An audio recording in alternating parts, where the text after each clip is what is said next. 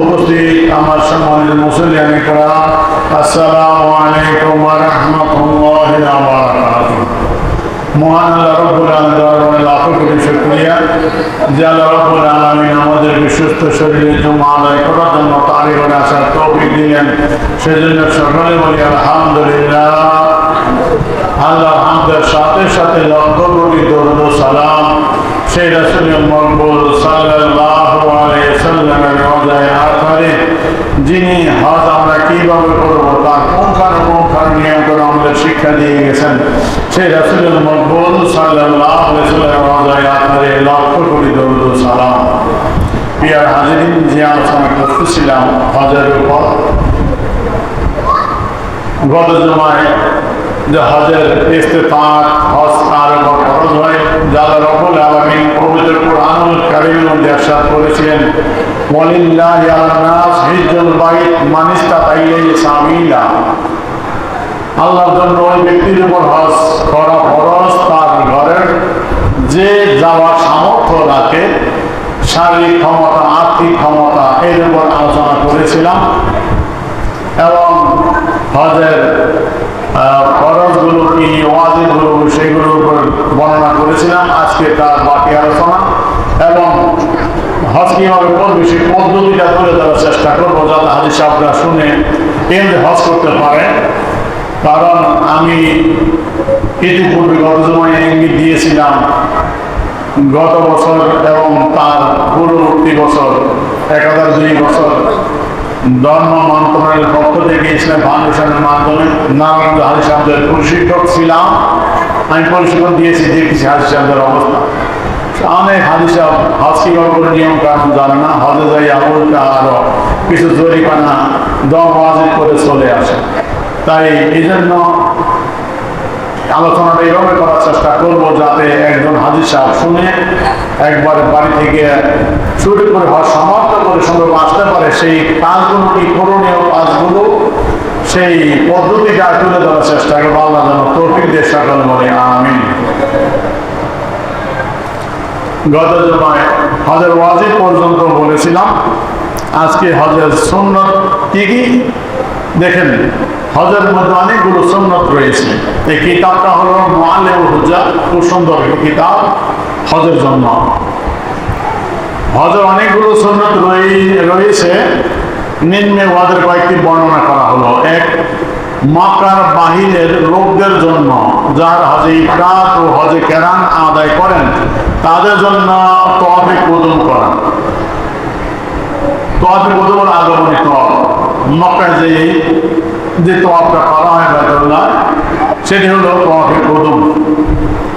এই তওয়াফে কুদুমের রমল করা। যদি তওয়াফে রমল না করে তবে তওয়াফে জিয়ারত অথবা বিদায়কালীন তওয়াফে করা। আচ্ছা, ইমামের জন্য 3 জায়গায় খুতবা দেওয়া। 7 জিলহজ মক্কা মুকাররমায়, 9 জিলহজ আরাফার ময়দানে, 11 জিলহজ মিনায়।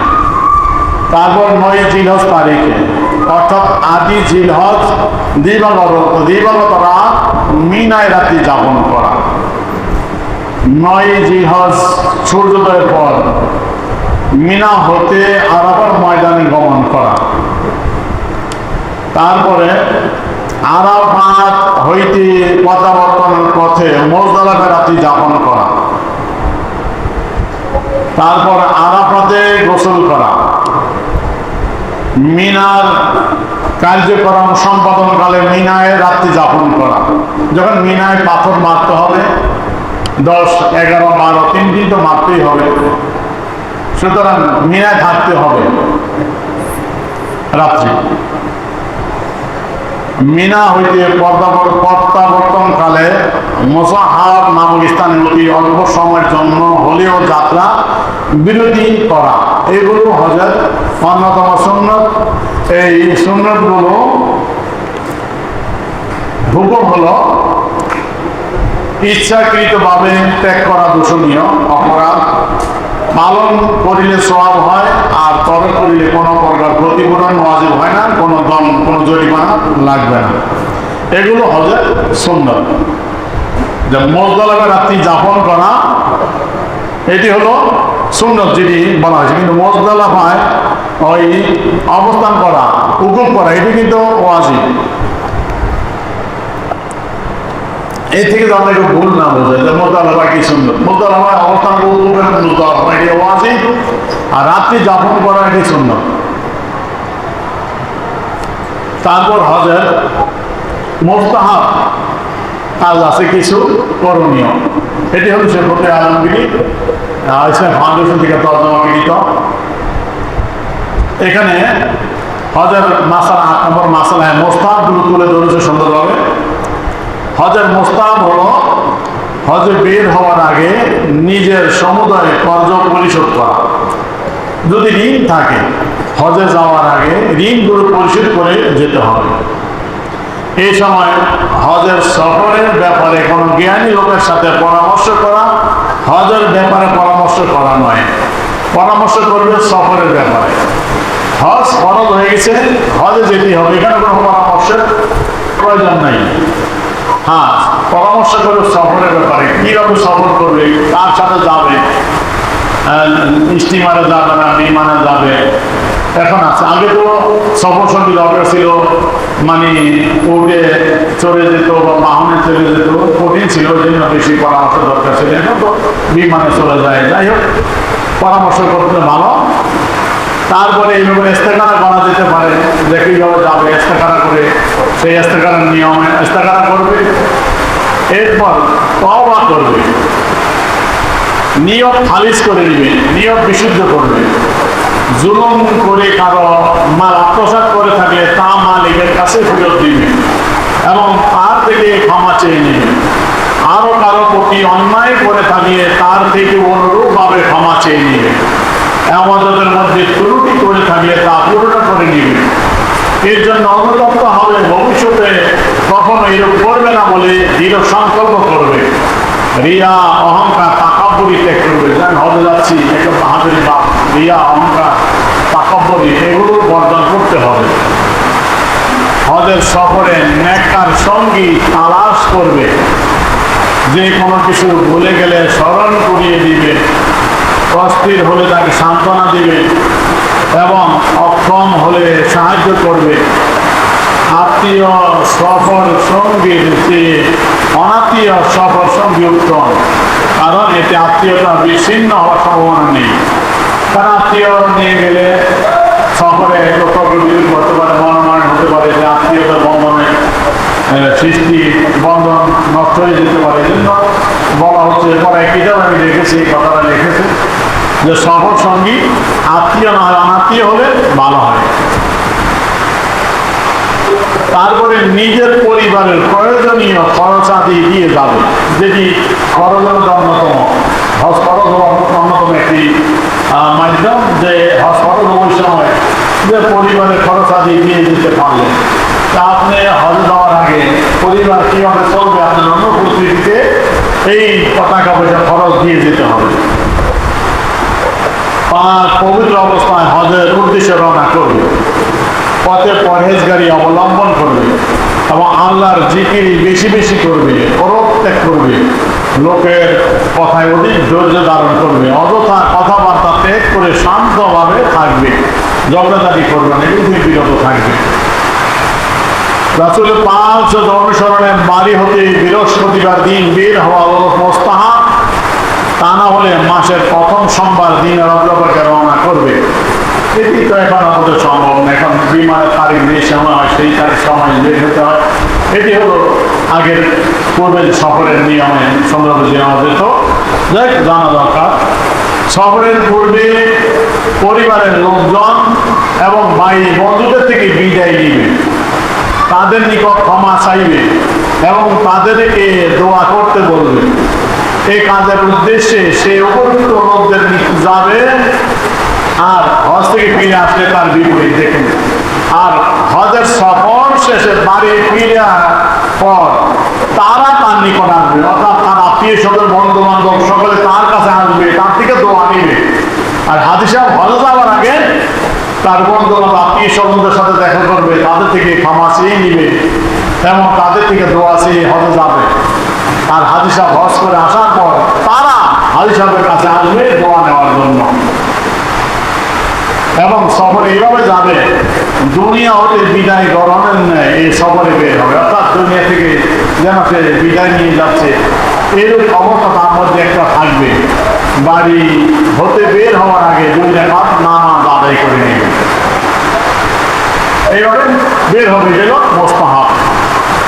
হাজী সাহেবদের জন্য উত্তম হলো প্রথমে হজের কাজ সমাধা করবে, পরে মদিনা শরীফে যাবে। হজ ফরজ না হলে প্রথমে যেটা ইচ্ছা করতে পারবে। ফরজ হজের ক্ষেত্রে যদি প্রথমে মদিনা শরীফ যায় তবে তাও যায় আছে, উত্তম হলো প্রথমে হজ করা, পরে মদিনা শরীফ যাওয়া। এই বিষয়টা ইনশাল্লাহ হজের আলোচনা করে আমি তুলে দেওয়ার চেষ্টা করবো। যেহেতু রাসূলের রওজা শরীফ জিয়ারতের ব্যাপারে কিছু ওলামায়ে কেরাম তাদের কিছু অ্যালার্জি রয়েছে, চুলকানি রয়েছে। এবার মাদ্রাসার বইয়ে ফেকার কিতাব থেকে এই চাপ্টারটা বাদ দিয়েছে সালাফি গোষ্ঠী মাযহাবিরা। সুতরাং রাসূলের রওজা শরীফ জিয়ারতের প্রয়োজনীয়তা ফজিলত কেমন ইনশাআল্লাহ কিতাব আকারে ব্যাপকভাবে তুলে ধরার চেষ্টা করব। আল্লাহ যেন তৌফিক দেয়, সকলে বলি আমিন।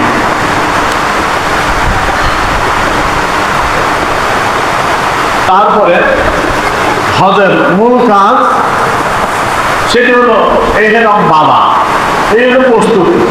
এবং হজের মূল কাজ শুরু হয় ইহরাম বাঁধা থেকে, যে এখন আপনার ইহরাম বাঁধবেন।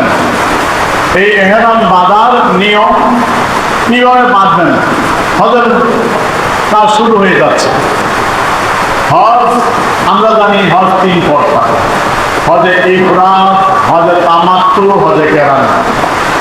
আমাদের দেশের হাজী সাহেবরা হজে তামাত্তু বেশি করেন, হজে ইফরাদ করেন না, হজে কেরান খুবই কম সংখ্যক হাজী সাহেব করেন। উত্তম হল হজে কেরান, তারপর হজে তামাত্তু, তারপর ইফরাদ। হজে ইফরাদ হলো শুধুমাত্র হজ করা, উমরা করবে না। বাড়ি থেকে রওনা দিবে হজের নিয়তে, ইহরাম বাঁধবে, মক্কা যাইয়া হজের শেষ করে ইহরাম ভঙ্গ করবে। হজে কেরান হলো বাড়ি থেকে হজ এবং উমরা উভয়টার নিয়তে ইহরাম বাঁধবে, মক্কা যাইয়া আগে উমরা করবে, তারপর ইহরাম বাঁধতে পারবে না, ওই ইহরাম অবস্থায় থাকবে।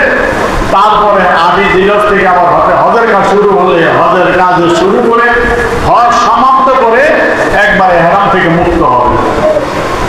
আর হজে তামাত্তু এটি হলো বাড়ি থেকে রওনা দেওয়ার সময় বা মিকাতে অতিক্রমের সময় ইহরাম বাঁধবে উমরার নিয়তে। উমরা আদায় করার পর ইহরাম থেকে হালাল হয়ে যাবে। আবার হজের সময় আদির তারিখ নতুন করে হজের নিয়তে ইহরাম বাঁধবে এবং হজের কাজ সমাধা করে ইহরাম থেকে মুক্ত হবে। অর্থাৎ একই সফরে উমরা এবং হজ আদায় করা, মাঝখানে ইহরাম থেকে মুক্ত হওয়া আলাদাভাবে। উমরা করে হালাল হয়ে যাবে, পরে আবার হজ করবে। এটি হলো তামাত্তু, এটি আরামদায়ক, এটি আরামদায়ক। এই হজটা আমাদের দেশ হাজী সাহেবরা বেশি করে। তো আমি এই 3টা হজ ইঙ্গিত দিলে এই জন্য ইহরাম বাঁধার সময় কি হজ করবে এটা লাগবে। তো আসেন ইহরাম কি, এখানে আসেন। ইহরাম অর্থ হারাম বা নিষিদ্ধ করা।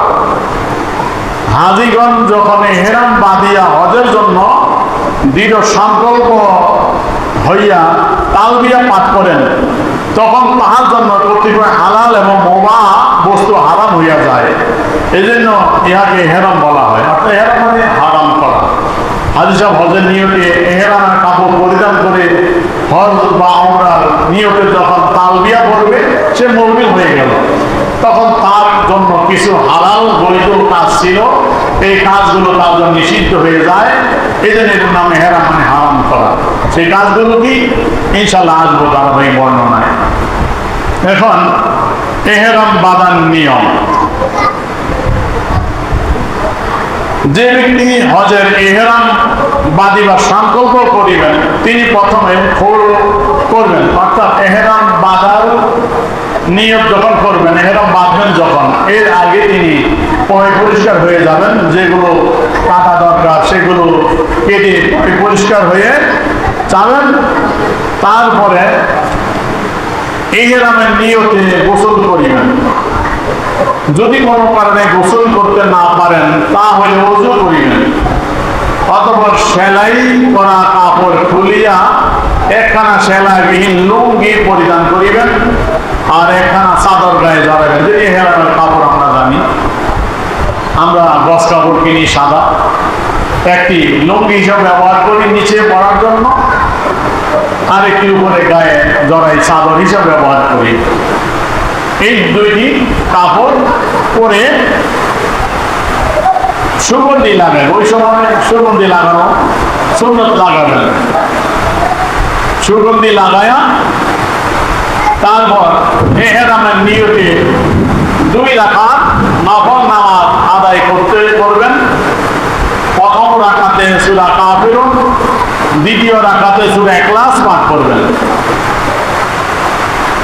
এইভাবে নামাজ আদায় করার পর সালাম ফিরাইয়া কাবা শরীফের দিকে মুখ করিয়া বসিবেন এবং মস্তক আবৃত করিয়া মাথায় নামাজ পড়তে টুপি দিয়া।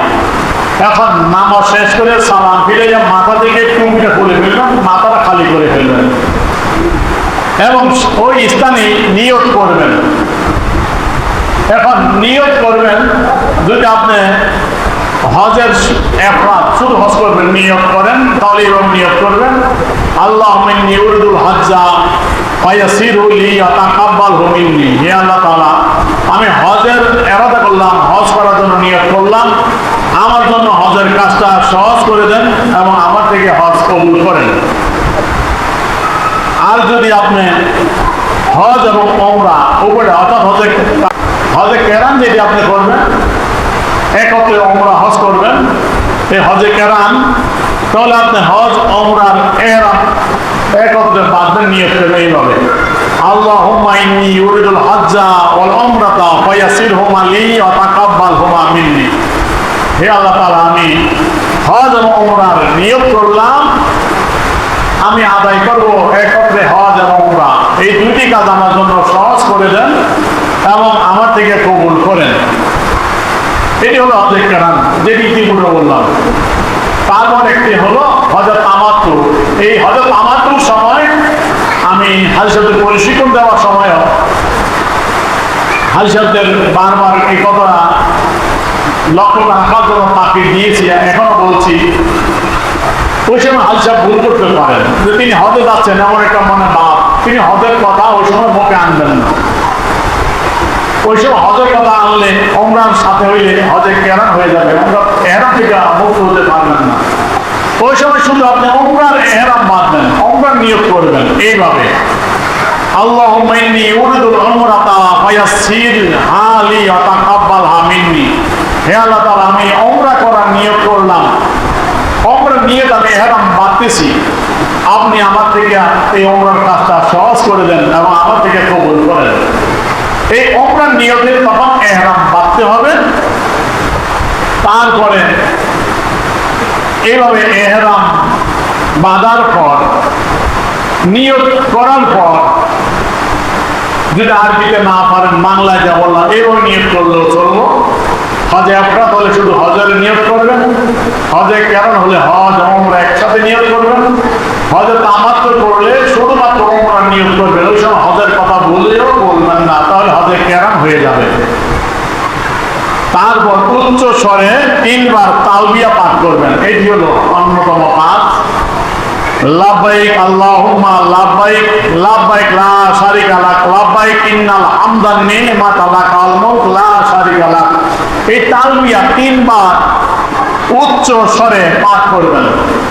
এটি পুরুষদের জন্য, আর মা বোন এমন আওয়াজে পড়বেন যে নিজে শুনতে পারেন, অন্যের শোনানোর দরকার নাই, এমন আওয়াজে পড়বেন যে নিজের কানে আওয়াজ যায়, একটু নিম্ন আওয়াজে পড়বেন।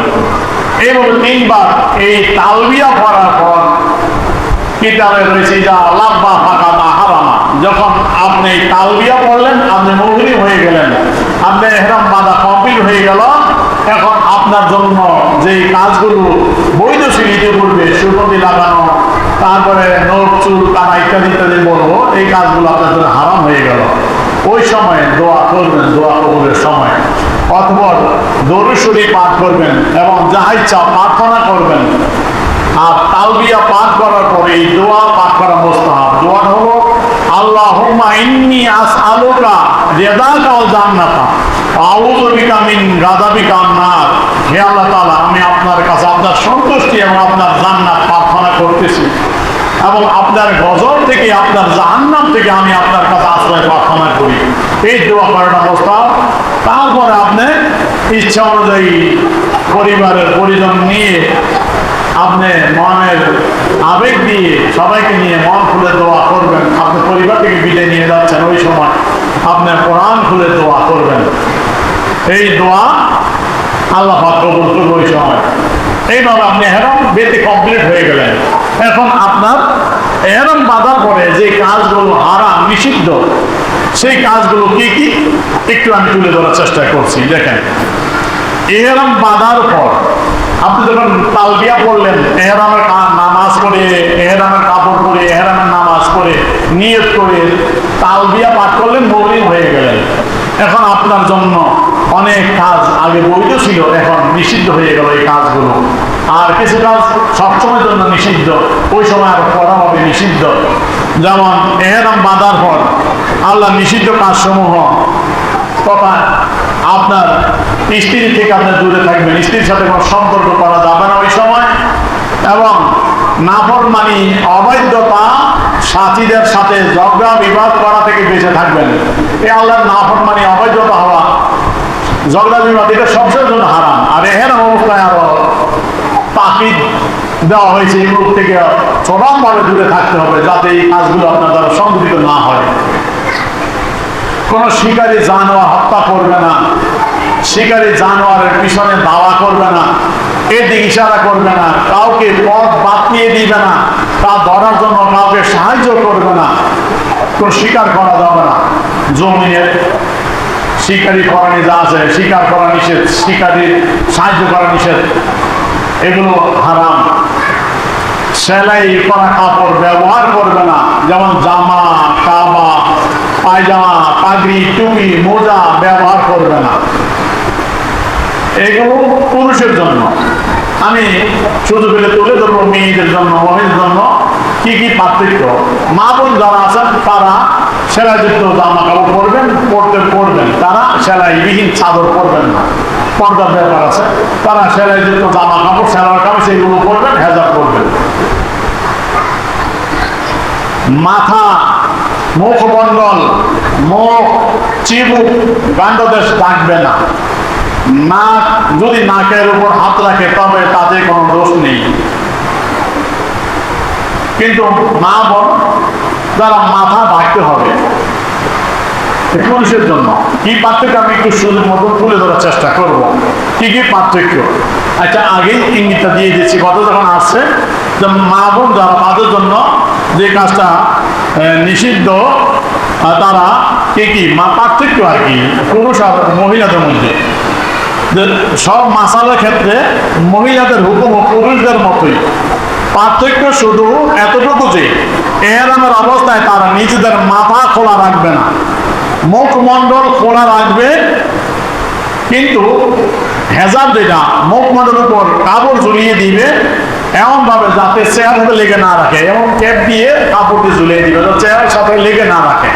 এখন মা বোন চেহারাতে লাগাইয়া ঢেকে রাখে এমনি না, এমনি আলগা ঝালক ঝুলিয়ে দিবে যাতে চেহারা থেকে আলগা থাকে, চেহারা ঢেকে রাখবে, এটা হেজাব পড়বা। মহিলারা উচ্চ স্বরে তালবিয়া পড়বে না, এমন আওয়াজ করে পড়বে যা অন্য শুনতে পায় না কিন্তু নিজে শুনতে পায়। এর উপর আলিমদের এজমা সংগঠিত হয়েছে। তারা রমল করবে না, বীর পুরুষ হাঁটা হেলিয়ে দুলিয়ে এভাবে চলবে না। দুই সবুজ বাতির মাঝে দৌড়ে চলবে না, যেটা সাবা বা সাই করার সময় ওখানে পুরুষরা দৌড় দিয়ে যায়, মহিলারা দৌড় দিবে না। তারা মাথা না মন দিয়ে ছেড়ে নেবে। পুরুষদের জন্য উত্তম হলো এরাম থেকে বের হওয়ার সময় মাথা মুন্ডানো, সম্পূর্ণ চুল মন দিয়ে ফেলা মাথা। আর মা বোন তারা মাথা মুন্ডাবে না, তারা মাথার চুলের অগ্রভাগ 1 আঙ্গুল পরিমাণ কেঁচি দিয়ে কেটে ফেলবে। মহিলাগণ সেলাই করা পোশাক, জামা, কামিজ, ওড়না, মোজা, হাত মোজা ব্যবহার করতে পারবে। মহিলা যদি সেলাই করা রেশমি অথবা অন্য কোনো কাপড় পরিধান করে এবং অলংকার ব্যবহার করে তাতে কোনো দোষ নেই। এগুলো মা বোনদের জন্য সুযোগ রয়েছে। আচ্ছা, তাই গেল। এখন আসেন, এহেলানোর অবস্থায় মাথা মুন্ডাবে না, শরীরের কোনো পশম উঠাবে না। এই ক্ষেত্রে খুর, কাশি, দাঁত ইত্যাদি দ্বারা পশম উৎপাদন করা সবই এক হুকুম অন্তর্ভুক্ত। দাঁত দিয়ে কামড়ায় পশম তোলা যাবে না, কেসি দিও না, কোনো অবস্থায় না। শরীরে কোনো পশম তোলা যাবে না, চুল তোলা যাবে না, দাড়ি ছাঁটবে না, নখ কাটবে না, হাত দ্বারা কোনো সুগন্ধি স্পর্শ করবে না। সুগন্ধি শরীরে মাখার নিয়তে না থাকলে বিরূপ করবে না। শরীরে তৈল মাখবে না। ইহরামের অবস্থায় মেহেদির খেজা ব্যবহার করা জায়েজ নেই, কারণ তা এতেও এক প্রকার সুগন্ধি রয়েছে। যে সুরমাতে সুগন্ধি নেই তা ব্যবহার করাতে কোনো দোষ নেই। অর্থাৎ সুগন্ধি কোনো কিছু ব্যবহার করা যাবে না, সতর্ক থাকতে হবে। আমি একটু বলে দিচ্ছি হাজিদের জন্য, যারা সতর্ক হবে। বিমানে এক প্রকার টিস্যু দেওয়া হয়, ওই টিস্যুতে সুগন্ধি থাকে, ওই টিস্যু ব্যবহার করবেন না। সুগন্ধি দিয়ে টিস্যু দিয়ে চেহারা মাসা করবেন না। আপনি বাড়ি থেকে নর্মাল টিস্যু নিয়ে যাবেন। সুগন্ধি কোনো কিছু হাসা করতে ব্যবহার করবেন না। সুগন্ধি ধরা যাবে না, আপনাকে জরিমানা দিলে দম দিতে হবে, এই মাসলা আছে।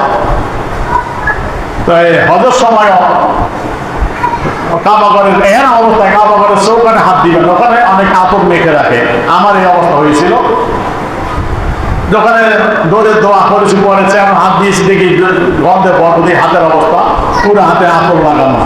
পরে চেক করে দেখলাম হাজি সাহেবরা যায়, অনেকে আবেগের তাড়নায় আতরের শিশি নিয়ে যায়, ওর শিশি ওখানে ঢেলা দেয়। তো এর তো ঢেলা দেয়, হাজি সাহেব দোয়া করানো, হাত দেয়, হয়তো আতর লাগলো, আমাকে দম দিতে জরিমানা দিতে হয়েছে। তাই এগুলো সতর্ক থাকতে হবে। আবার অনেক এরা পরে আসি, মক্কার অনেক মক্কাবাসী অনেক আছেন, তারা ওই আমাকে একবার এক ঘটনা হচ্ছে, আমি ওমরা করার জন্য এসে বসেছি, আমার পাশে একজন মক্কা, সে আমাকে ইশারা করতে হাতটা খোলার জন্য। হাত খুলছে পরে দেখলাম কলমের মতো, আমি বুঝি কিছু লিখবো মানে, তো কলমের মতো হয়ে দেখি করে বলবে একবার আনা মহিল। তারপর আমি থামো, আমি মহিল, আমি এমন অবস্থা আছে, আমার দেওয়া নিষেধ, মানে তারপর হাতের কাপড় লাগাই দেয়। সুতরাং আতর সুগন্ধি থেকে সম্পূর্ণ দূরে থাকতে হবে, এগুলো ব্যবহার করা যাবে না। তারপরে এহেরাম অবস্থায় স্ত্রীর সম্পর্ক তো নিষিদ্ধ, দূরে থাকতে হবে। এই ধরনের উদ্বুদ্ধ কাজ এইগুলো থেকেও দূরে থাকতে হবে। এবং কিডনি দ্বারা মাথা দাড়ি রুটু করা যাবে না। এক প্রকার আরব দেশে পাওয়া যায় মাথা ধোয়ার জন্য আঠা জাতীয়, এগুলো ধোয়া যাবে না। মাথা চুলকাবে না, কারণ মাথা চুলকালে চুল পরে যেতে পারে, এই জন্য চুলকাবে না। অবৈধ যদি চুলকানোর প্রয়োজন হয় তবে খুব আস্তে চুলকাবে, কারণ এতে চুল পড়ে যাওয়ার আশঙ্কা রয়েছে। উকুন মারা নিষিদ্ধ, উকুন মারতে পারবেন না। মাথায় যদি চুল না থাকে অথবা পোড়া ফসকা থাকে তবে জোরে চুলকাতে ক্ষতি নেই, চুল নাই করবে কি আর পারবেন। এখন উকুন মারা নিষিদ্ধ, উকুন মারতে পারবেন না। এর ভিত্তি করে আমাদের অনেক হাজি সাহেব মশাও মারা যাইত না, মশা মারা থেকে দূরে থাকে, মশা অনেক কামড় দেয়। আমরা যখন আরাফাত ময়দানে গেলাম, রাত্রিবেলা ফজর আগে নিয়ে গেছে আমাদের, 2002 সালে যখন গিয়েছি, এখন তো অনেক পরিবর্তন হয়েছে। তো তাবুতে ফজর আগে আমরা চলে গেছি। তাবুতে যাওয়ার পর দেখেও তো বড় বড় এক একটা মশা, অবস্থা খুবই গুরুতর। তো মশা যদি না মারা তো মশার কামড় জঘন্য। তো এই মশা মারা যায়। আমি মাসলাটা বলে দিচ্ছি, সরে বেকার ভিতরেও আমি কিছুদিন আগে পড়াইছি ছাত্রদের, সেখানে মাসলাটা আছে। এখানেও আমার এই মহাল হুজ্জা কিতাবের ভিতরেও দিয়েছে যে মশা মারা যায়, কি কি মারা যায় দেখেন। মাসালা, ক্ষতিকর প্রাণী হত্যা করা জায়েজ, যেগুলো আপনার ক্ষতি করে, এই ক্ষতিকর প্রাণী হত্যা করা জায়েজ। যেমন সাপ, বিচ্ছু, গিরগিট, চিল, সারপোকা, মশা, মাছি, মুর্দা খেকো প্রাণী, যেগুলো মুর্দা খায়, শিয়াল ফিয়াল, এগুলো কাক ইত্যাদি প্রাণী হত্যা করা জায়েজ। এগুলো হত্যা করলে কোনো জরিমানা দিতে হবে না, এগুলো হত্যা করা যায়। মশা মাছি মারতে পারবেন, কোনো অসুবিধা নেই। মশার কামড় খাই শুধু মশা খেয়ে দেয় না, মশা মারেন, মারা যায় আছে, কোনো অসুবিধা নেই।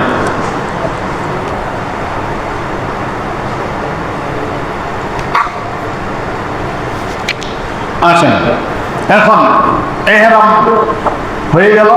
এহরাম থেকে কি নিষিদ্ধ এই কাজগুলো আমরা জানলাম, সতর্ক থাকতে হবে। এখন মক্কায় আমরা চলে গেলাম, এহরাম বেঁধেছি মিকাতে বা বাড়ি থেকে এয়ারপোর্ট থেকে বিমানে চলে গেলেন মক্কায়, জিদ্দা বিমানবন্দর গেলেন, সেখান থেকে মক্কায় যাবেন। আপনার মক্কায় যাওয়ার সময় আপনার একটি কাজ হলো, মক্কায় প্রবেশ করার জন্য গোসল করা মুস্তাহাব। হায়জ ও নেফাসলি মহিলার জন্য গোসল করা মুস্তাহাব ওই সময়, মক্কায় ঢোকার সময়। এখন গোসল করা তো আগে সফর করছে উঠে ঘোড়ায় চড়ে নিজেরা আইডল সফর গোসল করা যায়। এখন তো গাড়িতে নিয়ে যাই, এয়ারপোর্ট থেকে ডাইরেক্ট রাস্তায় গোসল করার সুযোগ নাই। এখন গোসল করবো আমরা হোটেলে যাওয়ার পর, বাইতুলে যাওয়ার আগে গোসল করে ফ্রেশ হয়ে যাবেন, যাতে ধুলাবালি সবকিছু কমপ্লিট হয়। এই আমার কাপড়টা হয়তো বাথরুমে গেছেন, স্ট্যান্ডা করছেন, একটু পাকসাপ আরেক সেট কাপড় আছে, ওই গোসল করে ওই ধোয়া এহার আমার কাপড়টা পরে ওখানে পড়বেন। তাই যাই হোক, এই জন্য বলা হচ্ছে গোসল করা মুস্তাহাব, এটা জানা দরকার। সুযোগ হয় করলেন, না হয় হোটেলে যাওয়ার পর পাকসাপ হয়ে গোসল করে তারপরে যাবেন। হজের সময় আচ্ছা মক্কায় প্রবেশের পর প্রবেশ করে আসবাবপত্র রেখে মক্কায় প্রবেশ করলেন, হোটেলে চলে গেলেন। হোটেলে যাওয়ার পর আপনি গোসল করে সুযোগে গোসল করলেন, আচ্ছা হয়ে গেলেন। এর আমার কাপড় ময়লা লাগলে এদের পাল্টাইয়া দোয়া একসেট এর আমার কাপড় পরিধান করলেন। তারপর আপনি ওই সময় আমরা অনেক হাজি সাহেবকে দেখেছি ভুল করে, গোসল করতে গেছে হেরামের কাপড় খুলে লুঙ্গি খুলে আসে, হেরামের কাপড় খুলছে বেরিয়ে আসে লুঙ্গি খুলে। কি হাজি সাহেব কি বললেন? হ্যাঁ লুঙ্গি করছে, লুঙ্গি করে পরে হেরাম করি। আমি বল লুঙ্গি করা যাবে না, ওই গোসল করার পর ওই হেরামের কাপড় খুলে আরেকটা শিরাবিহীন কাপড়ই করতে হবে, লুঙ্গি করার সুযোগ নাই। অর্থাৎ শিরাযুক্ত কাপড় এহরামের অবস্থায় কোন অবস্থায় করা যাবে না। তাই সাথে এই সময় ভুল করে অনেকটা। তো এই গোসল করেও এহরামের কাপড় ধোয়া, এহরামের কাপড় যদি সুন্দর রাখছেন ওইটা পরিধান করবেন। ওইটা পরে আপনি মসজিদে চলে যাবেন। প্রথম কাজ হেরামে চলে যাবেন। এত আশা করেছেন যে খানায় খাবার দিকে আমরা নামাজ পড়ি, সেই খানায় খাবার দেখার যে আকুতি ওই সময় মানে ভাবে অন্যরকম থাকবে। তো আপনি ওই সময় মসজিদে চলে যাবেন, তালবিয়া পড়তে পড়তে বাবে বনি সাহেবা দিয়ে মসজিদে প্রবেশ করবেন। এটা আলমগীরের ব্যবহার। তো মসজিদে বনি সাহেব ওই সময় মধ্যে নাম ছিল, নাম তো অনেক পরিবর্তন হয়েছে, এখন রাজা বাদশাদের নামে বাবে আব্দুল আজিজ, বাবে ফাহাদ, বিভিন্ন বাদশাদের নামে গেট আছে। তো বাবু সালাম যেই গেট, ওই বাবু সালাম দিয়ে প্রবেশ করা মুস্তাহাব, ওই গেট দিয়ে প্রবেশ করবেন। অত্যন্ত বিনয় নম্রতার সাথে এর মোবারক স্থানের বরত্ব মহত্বের কথা স্মরণ করে মসজিদে হেরামে প্রবেশ করবেন। কোথায় ঢুকছেন? এমন মসজিদ যে মসজিদে 1 রাকাত নামাজ পড়লে 1 লক্ষ রাকাত নামাজের সওয়াব পাওয়া যায়। বলেন না সুবহানাল্লাহ। এখানে যাওয়ার সৌভাগ্য করে দিয়েছে।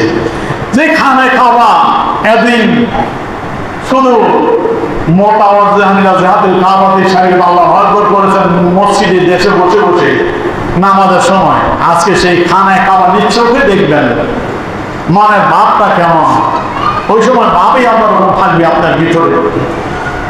তো মসজিদে হেরামে আপনি প্রবেশ করলেন, চলার পথে কোনো ব্যক্তি বাধা হলে বা কারোর সাথে ধাক্কা লাগলে তার সাথে বিনয় আচরণ করবেন, রাগারাগি করবেন। ওই সময় মনটা নরম রাখবেন, কমল রাখবেন।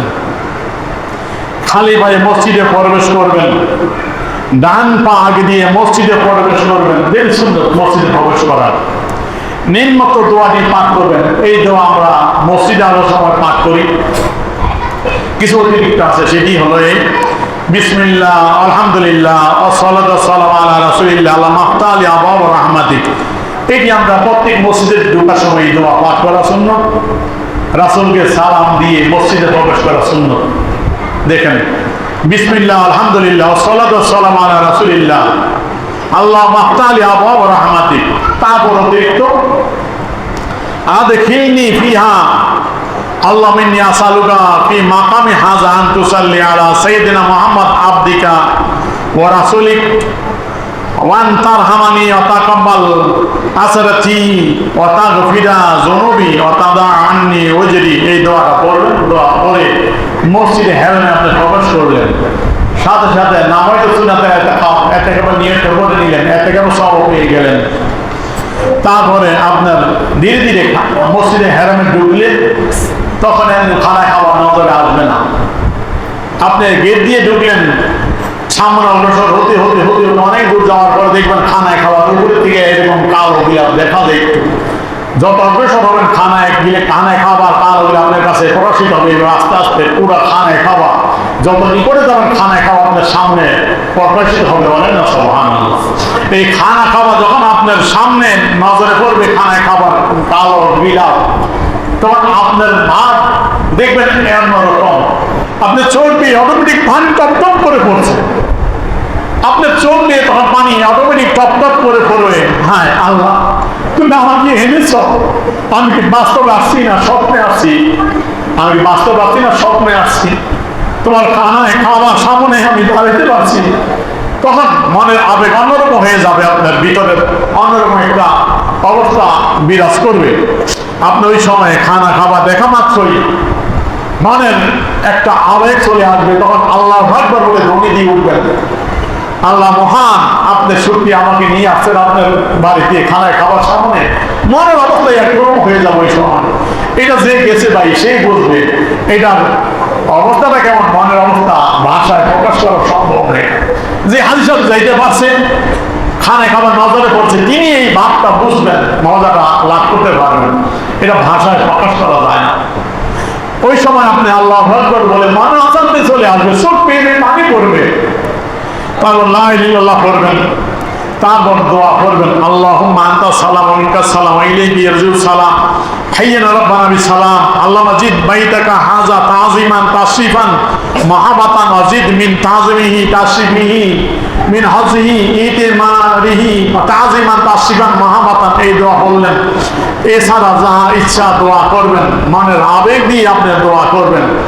ওই সময় দোয়া কবুল করে আল্লাহ। খানায় খাবার নজরে আসছে, মনের আবেগ মিলেই আপনি দোয়া করেন। ওই সময় এই দোয়াটা করবেন, আল্লাহ আপনি আমাকে আপনার ঘরে আসার তৌফিক দিয়েছেন, আলহামদুলিল্লাহ। আল্লাহ আসতে যেতে পেরেছি, হজের কাজগুলো সুন্দর মতো আদায় করা তৌফিক দিয়েন, সুস্থ রাখেন, হজটা পরিপূর্ণ করা তৌফিক দিয়েন, হজটা কবুল করিয়েন। এই দোয়া আগে করে দিবেন যাতে হজটা আপনার নষ্ট না হয়। তারপর আপনার জন্য, পরিবারের জন্য যত মনে চায় মনের আবেগ দিয়ে দোয়া করবেন। তারপরে আপনি ওখানে যখন ঢুকলেন, যাওয়ার পরে আপনি যদি লোকজন নামাজও থাকে তবে তাদের সাথে নামাজে শরীক হয়ে যাবেন। মসজিদ হেরামে ঢুকলেন, দেখলেন জামাত চলছে, আপনি এখন জামাতের নামাজে শরীক হয়ে যাবেন, নামাজ পড়বেন, নামাজে দাঁড়িয়ে যাবেন। যদি নামাজ জামাত চলে না, ওই সময় আপনি ওমরা করার জন্য চলে যাবেন, যেটা আপনি হযরত আমাতো করবেন প্রথম ওমরা। আর যদি হজে ইফরাদ করেন তাহলে আপনি তওয়াফে কুদুম, আর যদি কেরান করেন তাও আপনি প্রথম ওমরা করতেছেন। তো আপনি এই জন্য আপনি ওই মাতাফে যাবেন, তওয়াফ করার জায়গায়। ওখানে আপনি গেলেন, হজে আসওয়াদ বরাবর, হজে আসওয়াদ সোজা পৌঁছে এর দিকে মুখ করে উভয় হাত উত্তোলন করে নামাজের তাকবীরের ন্যায় তাকবীর বলবেন। এরপর উভয় হাত ছেড়ে দিয়ে হজরে আসওয়াদ চুম্বন করবেন। চুম্বন করার নিয়ম হলো উভয় হাত হজরে আসওয়াদের উপর রেখে চুম্বন করবেন, কাউকে কষ্ট দেওয়া ছাড়া। চুম্বন করা সম্ভব হলে চুম্বন করবেন, এটা একটু সম্ভব না। হজরে আসওয়াদকে এখন চুম্মা দেওয়া বড় কষ্ট, মানে প্রথমত পারবেনই না। আমি যখন গিয়েছিলাম 2002 সালে, তখন ওই প্রথম তোয়াফে করার জন্য হজরে আসওয়াদ ধারে কাছে তো যাওয়া যায় না, অনেক দূর থেকে ইস্তেলাম করা লাগে। কি ইস্তেলাম করবেন সেটা বলতেছি সিস্টেম, হজরে আসওয়াদ সুযোগই নেই। সুযোগ কখন আল্লাহ মিলে দিয়েছিল। এটা হলো আমার প্রিয় মসজিদের দোয়া। আমি যাওয়ার সময় বাড়ি থেকে নারায়ণ মসজিদ হযরত কেবলা দরবারে গিয়েছি, ওখান থেকে বিদায় নিয়ে রওনা দিয়েছি। তো আমরা করেছি একটা আমরা ওই নারায়ণ মসজিদের হযরত কেবলার জন্য করতেছিলাম। তখন সালাতুল দোহা পড়ার আগে আর কি আমি নাস্তা করে চলে যেতাম মসজিদে আয়েশায়। ওখান থেকে এহরামের ওমরার এহরাম বেঁধে হেরাম এসে ওমরা করে তারপর সালাতুল দোহা হাতে করে বাসায় যেতাম। তো ওই সময় হযরত কেবলা নারায়ণ মসজিদুল্লাহ হযরত কেবলা রহমতুল্লাহ আলাইহির জন্য ওমরা করতেছিলাম। ঘুরতে ওমরা কতটুকু দূর থেকে ইসলাম করে প্রথম চক্কর শুরু করতে হয়। ঘুরতে ঘুরতে ঘুরতে ঘুরতে আস্তে আস্তে আমরা আগাইতাম, এক চক্কর শেষ, দুই চক্কর আগাইতাম। আগাইতে আগাইতে ওই কামকারের নিকটে চলে আসতাম, আর হাতিমের বাইর দিয়েই করার চেষ্টা করতাম, কষ্ট কম হইতো। তো শেষ চক্কর যখন দিব, সপ্তম চক্কর শেষের দিকে আসি, এমন হজরত আসদের কাছাকাছি লোকজন দাঁড়িয়ে আছে হজরত আসদ চুমা দেওয়ার জন্য। চিন্তা করলাম আল্লাহ তোমার মিলে দিই, সুযোগটা কি সামনে দেখা যাক, আল্লাহ ভরসা। দাঁড়াইলাম সিরিয়ালে সামনে, পিছনে প্রচন্ড চাপ। তখন যখন আসতেছি কষ্ট না, ঢাকার জন্য যাইতে বলছে আগে। তো যখন আসছি সামনে আসছি, আস্তে আস্তে হজরত আসদ সামনে চলে আসছি। তো আমার ধারণা ছিল, ছবিটা দেখছি এমন একটু ফাঁকা ভিতরে, মনে করছি ভিতরে গভীর মনে হয় যে জায়গাটা গভীর মনে করছি। চিন্তা করলাম গেটি গুটি মশা যায় কিনা, যে ধাক্কা ধাক্কি। তো যাই হোক আল্লাহ আলহামদুলিল্লাহ সুযোগ করে দিলেন, গেলাম হযরত আসদের কাছে। দুই হাত, অনেক হাত দিয়ে ধরে রাখছে, সমা দেওয়ার সুযোগ নেই, হাত দিয়ে ধরে ধরে রাখছে, আর যাওয়া যাবে না। হাত টাচ সরাই এখন দুই হাত দিয়া 3টা চুমা দিয়েছি আলহামদুলিল্লাহ। চুমা দিয়া যখন মাথা তোর মা তো তুলতে পারে না, এই বিপদে পড়ে গেলাম।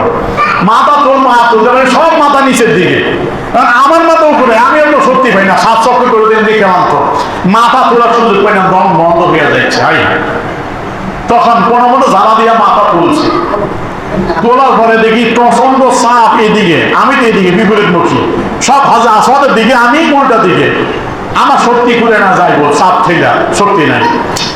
পুলিশ দাঁড়িয়ে আছে, সত্যি বলে যায়, সত্যি পুলিশে বলে আমাকে একটু ধরো ভাই, হেল্প করো, পর্যন্ত ধরবে, সে তার কাজ করে নাই।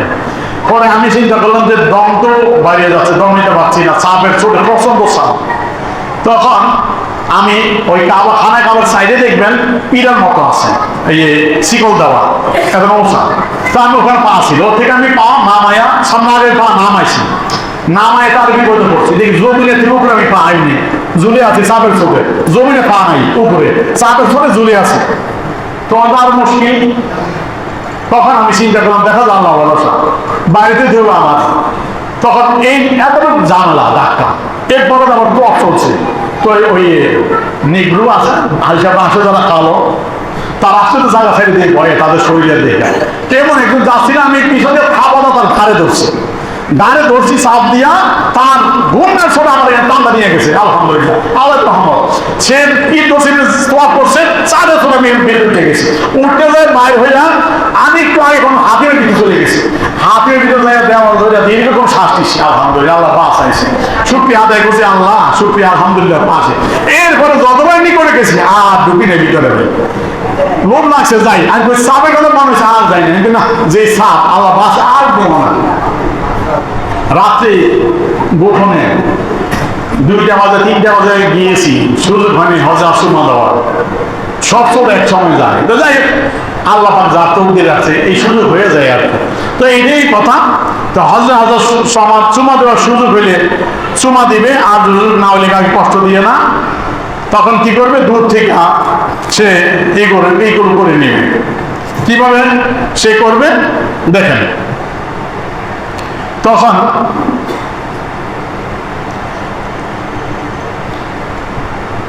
এরপর আল্লাহু আকবার লা ইলাহা ইল্লাল্লাহ আলহামদুলিল্লাহ পড়বে এবং নবী করিম সাল্লাল্লাহু আলাইহি ওয়াসাল্লাম শরীফ পাঠ করবে। হযরত আসওয়াদের দিকে মুখ করা মুস্তাহাব, এটা ওয়াজিব না।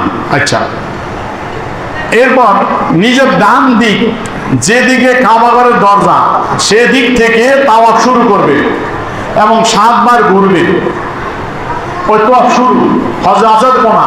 তো এখানে যেটা করবে ইসলাম, সেটা হলো আসছে সামনে, সে হযরত আসওয়াদ থেকে দূরে যদি হাত দা না পায় লাঠি দিয়া করবে, লাঠিতে চুমা দিবে, এটাও সম্ভব না। অনেক নিয়ম লেখা আছে, কিন্তু এটা পালানো সম্ভব না। অনেক দূর, মানে শত শত হাজার মানুষ দূরে, ওই কোনা থেকে লাইট দেওয়া, ওখান দ্বারা হাজার হাজার কোনা করবে, বিসমিল্লাহ হাত তুলবে, তারপর সে ইস্তেলাম করে মনে করবে হাজার হাজার চুমা দিলাম, এইভাবে হাতকে চুমা দিবে, মনে মনে হাতকে চুমা দিলাম, এইভাবে ইস্তেলাম করে সে শুরু করবে। তারপর নিজের ডান দিক যেদিকে কাবা ঘরের দরজা, সেদিক থেকে তোয়াফ শুরু করবে, 7 বার করবে এইভাবে, সেদিকে আসতেছে। এরপর ইস্তেফা করে নিবে, চাদর ডান হাতের নিচ দিয়ে বের করে বাম কাঁধের উপর রাখবে। আচ্ছা, ইস্তেফা কি দেখেন, ইস্তেফা বলা হয় চাদরের এক কোণ বাম কাঁধের উপর রেখে চাদরটি ডান কাঁধের নিচ দিয়ে এর অপর পার্শ্ব বাম কাঁধের উপর রাখা। ইস্তেফা অবস্থায় ডান কাঁধ খোলা থাকবে, বাম কাঁধের উপর চাদরের উপরে পার্শ্ব আবি থাকবে। এই বাম কাঁধ এখানে যে চাদরটা এই বাম কাঁধের উপর দিয়ে সে এই ডাইন বগলের নিচে নিয়ে প্রেস দিয়ে আবার এর উপর রাখবে, দোনো পাশ এখানে রাখবে উপরে, ডান কাঁধ খোলা রাখবে। এই ইস্তেফা করবে, এইভাবে তো করে ইস্তেফা করবে। তারপর হজরে আসওয়াদ থেকে তাওয়াফ শুরু করে হজরে আসওয়াদ এসে তাওয়াফ শেষ করবে। হজরে আসওয়াদ থেকে শুরু করলো, ইস্তেলাম করে ঘুরে ঘুরে একবার হজরে আসওয়াদ এসে শেষ, এই 1 চক্কর, এইও 7 চক্কর দিতে হবে। তা হাতিমে কাবার বাইরে দিয়ে তাওয়াফ করবে। কেউ যদি কাবা ও হাতিমের মাধ্যখানে যে ফাঁকা জায়গা তাতে প্রবেশ করে তাওয়াফ করে, তবে জায়েজ হবে না, পুনরায় তাওয়াফ করতে হবে। তাওয়াফ করে যখনই হজরে আসওয়াদের সামনে আসবে, তখনই কাউকে কষ্ট দেওয়া ব্যক্তি থেকে হজরে আসওয়াদকে চুম্বন করা সম্ভব হলে চুম্বন করবে, আর যদি সম্ভব না হয় তবে হজরে আসওয়াদের দিকে মুখ করে আল্লাহু আকবার লা ইলাহা ইল্লাল্লাহ বলবে, হজরে আসওয়াদের উপর চুম্বন করে তাওয়াফ শেষ করবে। তারপরে তাওয়াফের প্রথম 3 চক্কর রমল করবে। রমল হলো গা হেলিয়ে দুলিয়ে বাহাদুরের নিয়ে চলবে, বাকি চক্করগুলোতে স্বাভাবিকভাবে চলবে। যে তোয়াফের পর সাই আছে এর মধ্যে রমল করবে, যে তোয়াফের সাই করবেন, সাফা মারা দৌড়াবেন, এই তোয়াফের ভিতরে কি করতে হবে? রমল করতে হবে। রমল মানে উভয় কাঁধ হেলিয়ে রন ও সারিতে সিও সূর্য বীর্য প্রদর্শনকারী সিপাই নিয়ে দ্রুত চলা। সিপাই যেটা চলে এইভাবে দোনো পা চলবেন, যাতে বিরিপুর সব দেখা যায়, দুর্বল দেখা না যায়। এরকম একটা কথা আছে, সময় হচ্ছে না বলতে পারছি না। যাই হোক, রমল হজরে আসওয়াদ হতে আরম্ভ করে হজরে আসওয়াদে গিয়ে শেষ করতে হবে। এইভাবে 3 চক্করে রমল করতে হবে। প্রচন্ড ভিড় হয়, রমল করা সম্ভব না হলে স্থির হয়ে দাঁড়িয়ে থাকবে, এরপর রমল করে চলাচলের সুযোগ হলে রমল করবে। প্রথম চক্করে রমল করতে না পারলে পরবর্তী 2 চক্কর রমল করবে। আর প্রথম 3 চক্কর রমলের কথা ভুলে যায়, তবে অবশিষ্ট চক্করে আর রমল করবে না, আর সুযোগ নেই। আচ্ছা, এরপরে তাওয়াফ শেষ করে মাকাম ইব্রাহিম আসবে এবং সেখানে 2 রাকাত নামাজ আদায় করবে।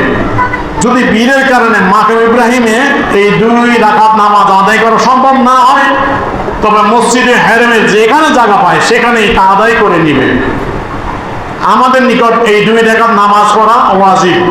প্রথম রাকাতে সূরা কাফিরুন, দ্বিতীয় রাকাতে সূরা ইখলাস পড়বে।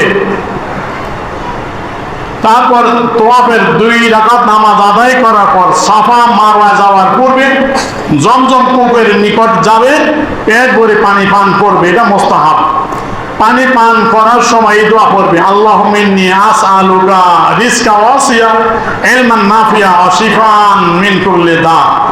হে আল্লাহ তাআলা, আপনার কাছে রিজিক, প্রশস্ত রিজিক চাচ্ছি এবং ইলম চাচ্ছি এবং সমস্ত রোগের জন্য সেবা কামনা করছি। এইভাবে জমজম পানি পান করবে। আজকে এতটুকুই, ইনশাআল্লাহ কষ্ট দিব না আগামী সময়। তারপর থেকে বাকি আলোচনাগুলো আমি করবো। আল্লাহ পাক যেন নিয়মিত হাজি সাহেব যেভাবে হজ করে পদ্ধতিটা জানতে পারে, বলার সুযোগ আলাদা তৌফিক সকলে বলি আমিন। আমার